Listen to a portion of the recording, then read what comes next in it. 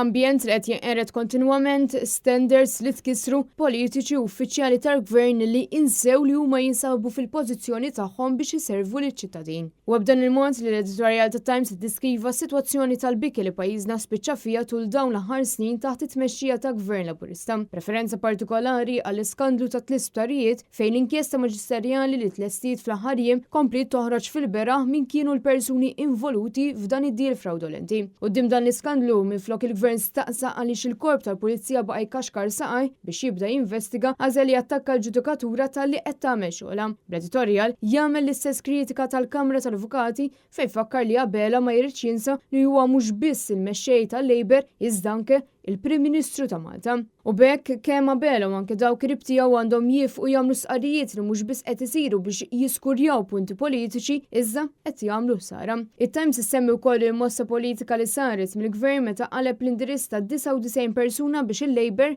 dejjem skont l-akkuż li qed isiru ikun jista' jirbaħ il-Kunsill Lokali tas-Siġġievi. Kunsill immexxi minn sindku li nqabad ixerret ritratt li kien biss fake news. L-editorial tat-Times innota wkoll kif diversi ħaddiema tal-gvern iddaħlu biex jaqdu lill-Ministri minflok jaqdu dmirijietom jassiguraw trasparenza u responsabilità. L-istess editur ifakkar kif ġimgħa wara ġimgħa spiċċajna mdawrin bi stejjer ta' korruzzjoni, nepotiżmu u rejba minflok qed naspiraw għal Malta aħjar.